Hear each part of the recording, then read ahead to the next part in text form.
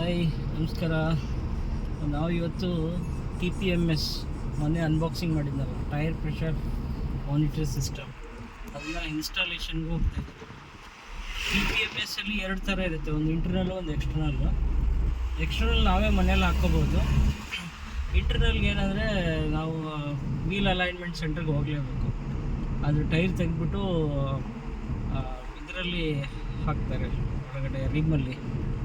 So ಹಾಗಾಗಿ ಅಲ್ಲೇ ಹೋಗ್ಬೇಕು.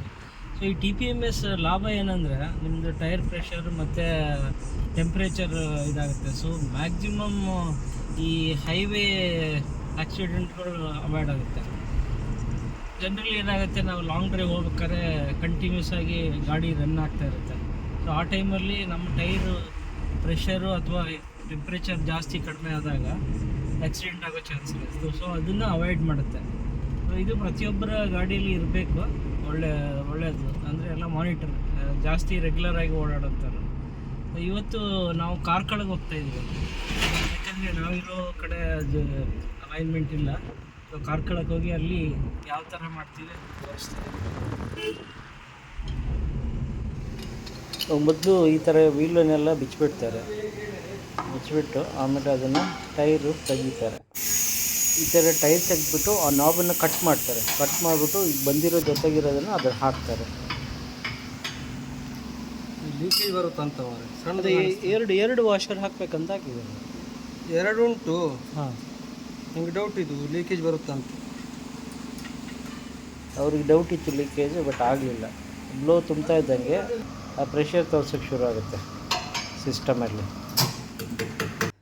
ಅದಾದಮೇಲೆ wheel alignment. So wheel alignment ಮಾಡಿಸ್ಲೇಬೇಕು. Balancing plus alignment. ಸೊ ಇವಾಗ ಮಾಡ್ತಾ ಇರೋದು ಬ್ಯಾಲೆನ್ಸಿಂಗ್ ಮುಗಿಸ್ಕೊಂಡು ಅಲೈನ್ಮೆಂಟು ಮಾಡಿಸ್ಬೇಕು. ಈ ಪ್ರಾಸೆಸ್ಸಲ್ಲಿ ನಾವು ನೋಡ್ಕೊಳ್ಬೇಕಾಗಿದ್ದೇನೆಂದರೆ, ಅವ್ರು ಕೊಟ್ಟಿರೋ ಸೆನ್ಸರು ಆ ವೀಲ್ಗೆ ಹೋಗಬೇಕು. ಫ್ರಂಟ್ ಲೆಫ್ಟು, ಫ್ರಂಟ್ ರೈಟು ಆ ಥರ ಕರೆಕ್ಟಾಗಿ ಸೇರಿಸ್ಬೇಕು. ಅದಾದಮೇಲೆ ಮತ್ತೆ ವಾಪಸ್ಸು ಈ ಥರ ವೀಲನ್ನು ಫಿಕ್ಸ್ ಮಾಡಿದ್ರು. ಇಷ್ಟೇ ಸಿಂಪಲ್ ಆಗಿದೆ, ಬಟ್ ಸ್ವಲ್ಪ ಕೇರ್ಫುಲ್ಲಾಗಿರಬೇಕು.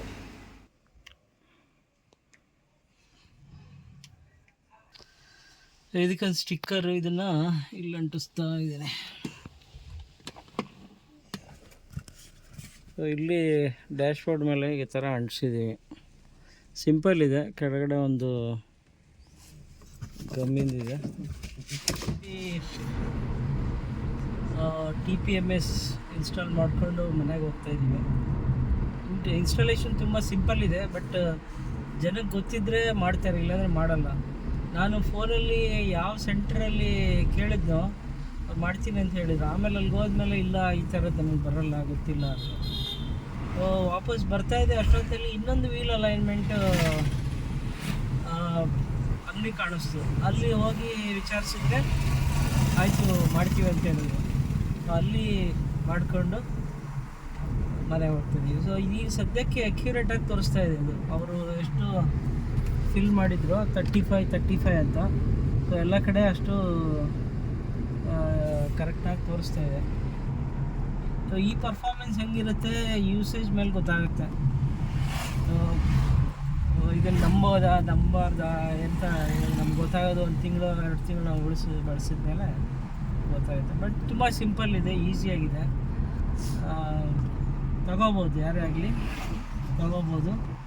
ನೋಡೋಣ, ಈ ರಿವ್ಯೂ ಒಂದು 2-3 ತಿಂಗಳಾದಮೇಲೆ ಅದರ ಪರ್ಫಾರ್ಮೆನ್ಸ್ ಬಗ್ಗೆ ಮತ್ತೆ ಇನ್ನೊಂದು ವಿಡಿಯೋ ಮಾಡ್ತೀನಿ. ಆವಾಗ ಅದರ ಎಕ್ಸ್ಪೀರಿಯನ್ಸ್ ಹೇಳ್ತೀನಿ.